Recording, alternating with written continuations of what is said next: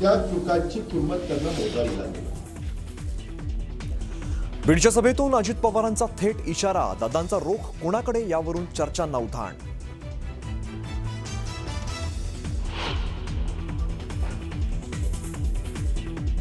महापालिकेच्या मतदानाआधीच महायुतीने खातं उघडलं. केडीएमसी, जळगाव, धुळे, पनवेल आणि अहिल्यानगरमध्ये शिवसेना भाजपाचे 15 पेक्षा अधिक उमेदवार बिनविरोध.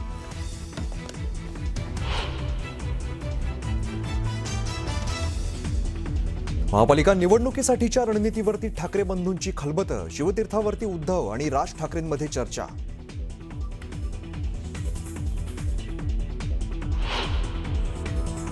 मराठी महापौर होऊ द्यायचा नाही, हा भाजपचा अजेंडा आहे. हा मराठीत होणार, हा हिंदूच होणार आणि तो आमचाच होणार. कृपाशंकर सिंह यांच्या महापौर पदाच्या विधानावरून ठाकरेंची शिवसेना आणि भाजपामध्ये जुंपली.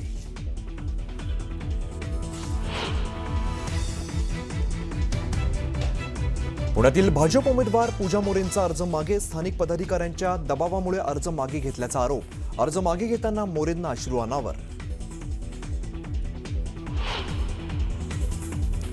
कोयता गँग संपली पाहिजे आणि दुसऱ्या बाजूला पुण्याच्या पूर्वेपासून पश्चिमेपासून दक्षिणेपर्यंत त्यांची उमेदवाराची यादी पाहिल्यानंतर सरसकट आपल्याला दिसतं की हे कुठल्या तत्वात बसतं. मुंडांच्या नातेवाईकांना उमेदवारी दिल्याच्या मुद्द्यावरून मुरलीधर मोहोळांचा अजित पवारांवरती निशाणा.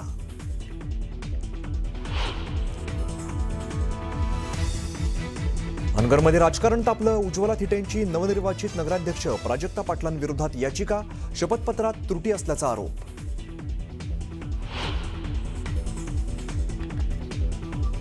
आणि साताऱ्यात भरला सारस्वतांचा मेळा. 99व्या अखिल भारतीय मराठी साहित्य संमेलनाच्या निमित्ताने निघाली ग्रंथदिंडी.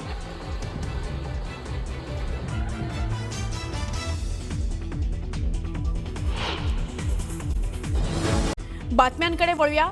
पुणे आणि पिंपरी चिंचवडमध्ये शिवसेना राष्ट्रवादी काँग्रेस एकत्र लढण्याची शक्यता आहे.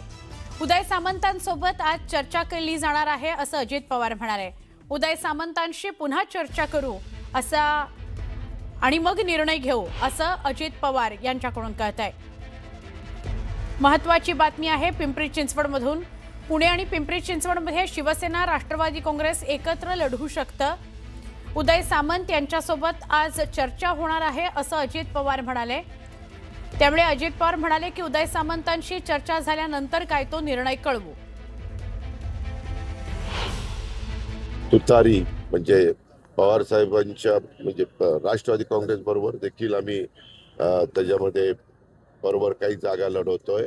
पुण्यामध्ये आणि पिंपरी चिंचवडमध्ये आम्ही शिंदे साहेबांच्या बरोबर पण चर्चा म्हणजे शिंदे साहेब पण नाही परंतु उदय सामंत असे काही मान्यवरांच्या बरोबर पण चर्चा केली. कदाचित आज त्यांच्याबरोबर पण बसून काही जागेच्या संदर्भात मार्ग निघतोय का.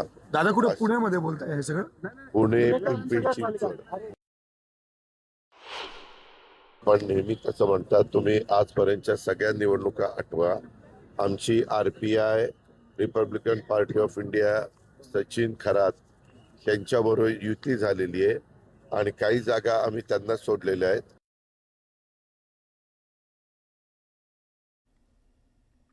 आमचे प्रतिनिधी अभिजित पोते यांच्याशी आपण बोलूया. अभिजित, अर्ज भरून झालेले आहेत आणि आता अजित पवार म्हणतायत की शिवसेनेशी सुद्धा संवाद सुरू आहे, काय सांगाल? सुवर्णा, पहिल्यांदा तर आपण आपल्या प्रेक्षकांना हे सांगू की पुणे आणि पिंपरी चिंचवड म्हणजे विशेषतः पुण्याचं राजकारण ना रोज एक नवीन कलाटणी घेते. केवळ अर्ज भरून झाले नाहीये तर काल अर्जाची छाननी देखील झाली आणि पुण्यातले जवळपास सगळे अर्ज वैध ठरलेत. आता प्रश्न असा आहे की जर दोन्ही राष्ट्रवादी एकत्रित लढत असतील तर शिवसेनेला अजित पवारांचं जे विधान आहे खरं तर शिवसेना आणि भाजप युतीमध्ये काय राडा झाला हे आपण अगदी शेवटच्या क्षणापर्यंत पाहिलं आणि पुण्यातल्या नेत्यांना हा सगळा राडा आवरायला सावरायला जमलं नाही म्हणून थेट उदय सामंत पुण्यात आले आणि उदय सामंतांनी स्पष्ट केलं होतं पत्रकार परिषद घेत की आता म्हणजे शिवसेना आणि भाजपची जी युती आहे तीच युती महाराष्ट्रभर आहे, राज्यात आहे आणि पुणे महानगरपालिकेत सुद्धा तीच युती राहील असे स्पष्ट संकेत उदय सामंतांनी पुण्यात येऊन दिले होते. पण त्यानंतरही शिवसैनिक जे स्थानिक शिवसैनिक आहेत त्यांच्याकडून जवळपास 140 एबी फॉर्म जे आहेत ते कार्यकर्त्यांना वाटण्यात आले होते असं दंगेकरांनी काल मीडियाशी बोलताना देखील सांगितलं. म्हणजे शिवसेनेकडून देखील 140च्या वर एबी फॉर्म जे आहेत ते पक्षाकडून देण्यात आलेले आहेत. तर दुसरीकडे दोन्ही राष्ट्रवादी एकत्रित येऊन लढतायत म्हणून त्यांनी देखील जवळपास 120 ते 125 फॉर्म अजित पवारांनी एबी फॉर्म दिलेत, तर 45 एबी फॉर्म हे राष्ट्रवादी शरद पवार गटाकडून देण्यात आले आहेत. आणि त्यानंतर आता अजित पवारांचं आज सकाळी असं विधान येणं, अजित पवारांच्या विधानावरून असं कळतंय की याआधी उदय सामंतांसोबत आम्ही चर्चा केली आहे की कुठल्या जागेवरती आपण एकत्र येऊ शकतो का, आणि परत आज आणि उद्या ही चर्चा करणार आहेत. खरं तर अर्ज मागं घ्यायची तारीख जी आहे ती 2 म्हणजे उद्या असणार आहे. कोण कुठले पक्ष किती जागा लढवत आहेत हे उद्या संध्याकाळपर्यंत स्पष्ट होईल. कारण जर 140 फॉर्म एबी फॉर्म जर शिवसेनेने दिले असतील आणि भाजपसोबत जर युती झाली तर त्यांना केवळ 16 जागांवर पुण्यात लढायचंय. मी हे फक्त पुणे महानगरपालिकेसाठी सांगतोय. आणि जर त्यात अजित पवारांचं हे विधान असेल तर मग दोन्ही राष्ट्रवादी एकत्रित येऊन मग शिवसेना त्यांच्यासोबत जाणार का? राष्ट्रवादी शरदचंद्र पवार पक्षाला हे सगळं मान्य असेल का? जर तिन्ही पक्ष पुण्यात एकत्र असतील तर कुठला पक्ष किती जागा लढवेल, कुठल्या पिंपरी चिंचवडमध्ये काय होईल? कारण पिंपरी चिंचवडमध्ये सगळ्या गोष्टी अधांतरी आहेत. तिथे युती फक्त 2 राष्ट्रवादीची झाली आहे. काँग्रेस कुणासोबतही युतीत लढत नाहीये किंवा नक्की. भाजप शिवसेनेची तर युती पिंपरी चिंचवडमध्ये तुटलेली आहे असं स्पष्टीकरण त्यांच्या नेत्याने दिलं होतं. पण पुण्यात अजूनही युती कायम असल्याचं सांगितल्यानंतर अजित पवारांचं हे विधान येणं, आता यावर राष्ट्रवादी काँग्रेस शरदचंद्र पवार पक्षाचा नक्की. काय स्टँड असेल, उदय सामंत काय सांगतात, किंवा शिवसेना आणि दोन राष्ट्रवादी पुणे आणि बरोबर. पिंपरी चिंचवडमध्ये एकत्रित लढतात का, हे पाहणं महत्वाचं ठरणार नक्की आहे. अभिजित, सुवर्णा. धन्यवाद माहिती दिल्याबद्दल. अजित पवार यांनी जिल्हा परिषद निवडणुकीबाबत मोठं विधान केलंय. जिल्हा परिषदेच्या निवडणुकीची आचारसंहिता लवकरच लागणार आहे अशी शक्यता आहे असं मोठं विधान अजित पवारांनी केलं. तसंच आरक्षण मर्यादा जिथे 50% खाली आहे तिथे निवडणुका आधी होणार असल्याची शक्यता सुद्धा अजित पवारांनी वर्तवली. त्यामुळे आता महापालिका निवडणुकांनंतर लवकरच जिल्हा परिषद निवडणुका लागणार आहेत अशी शक्यता आहे. कोरेगाव भीमा इथं 208वा शौर्य दिन साजरा होत असताना सकाळीच राज्याचे उपमुख्यमंत्री अजित पवार यांनी कोरेगाव भीमा इथं विजयस्तंभाला अभिवादन केलं.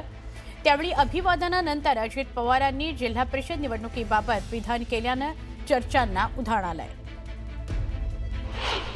50% पुढे आरक्षण जाता कामा नये आणि मोठ्या प्रमाणावर काही विशेषतः विदर्भातला बऱ्याच जिल्हा परिषदा, नंतर उत्तर महाराष्ट्रातल्या जिल्हा परिषदा, आपल्या कोकणातल्या काही जिल्हा परिषद या 50%च्या पुढे, मराठवाड्यातल्या मला वाटतं 2 का काहीतरी आहेत अशा जिल्हा परिषद 50%च्या पुढे आरक्षण गेल्यामुळं ते आरक्षण 50%च्या पर्यंतच घ्यायला सुप्रीम कोर्टाच्या सूचना आहेत. त्याच्यामुळं आता निवडणूक आहे ज्या 50%च्या आत आहेत त्या माझा अंदाज आहे, मी काही हे म्हणजे ठामपणे सांगू शकत नाही, पण त्या आधी होतील आणि मग ते 50% आरक्षणच्या आत आल्यावर बाकीच्या होतील. एक ब्रेकिंग न्यूज समोर येते. कोल्हापुरामध्ये भरधाव कारने तिघांना चिरडलंय. भीषण अपघातामध्ये 3 जण जागीच ठार झालेत. पुणे बँगलोर महामार्गावरील घटना ही आहे. पहाटे 5च्या सुमारास इथे अपघात झाल्याची माहिती समोर येते. रस्त्या शेजारी उभ्या असलेल्या तिघांवर काळाचा घाला. एक मोठी बातमी आपण बघतोय. कोल्हापुरामध्ये भरधाव कारने तिघांना चिरडले. थेट जाऊयात आपले प्रतिनिधी ज्ञानेश्वर साळोखे यांच्याकडे. ज्ञानेश्वर, वर्षाच्या पहिल्याच दिवशी हा भीषण अपघात झालाय. अतिशय धक्कादायक ही बातमी. प्रियांका, गांधीनगर या परिसरातल्या तावडे हॉटेल या ठिकाणी हे 3 जण आहेत ते शेकोटी करून उभे होते. सध्या थंडीचे दिवस आहेत त्यामुळे रस्त्याकडेलाच आहेत त्यांनी शेकोटी पेटवून त्या ठिकाणी ते शेकोटी घेत होते. मात्र त्याचवेळी पुणे बेंगलोर महामार्गावरून भरधाव वेगाने कार आली. इनोव्हा कार आहे होती ती MH02 पासिंगची ही कार होती आणि या कारने या तिघांना हे ते जागीच उडवलं आणि त्यामुळे या अपघातात तिघांचा जागीच आहे ते मृत्यू झाला. हा कारचा वेग इतका भीषण होता की तिघेही लांब जाऊन आहे ते दूरवरती आहे ते फेकले गेले आणि यामध्ये त्यांना गंभीर इजा आहे ते झालेले आहे. त्या तिघांची ओळख पटवण्याचं काम आता पोलीस प्रशासनाच्या वतीने आहे ते सुरू झालेले आहे. पंचनामा या ठिकाणी आता पोलिसांच्याकडून करण्यात येत आहे. मात्र हा जो चालक होता तो ड्रिंक अँड ड्राईव्ह होता, कारण काल 31 डिसेंबर होता आणि त्यामुळे तशा पद्धतीचा हा चालक होता का याची चाचपणी आता पोलिसांच्याकडून केली जाते. सध्या चालक या ठिकाणचा आहे तो फरार झालेला आणि त्याला शोधण्याचं काम आता पोलीस करताना पाहायला मिळत आहेत. प्रियांका, निश्चितच ज्ञानेश्वर, धन्यवाद दिलेल्या सविस्तर माहितीसाठी.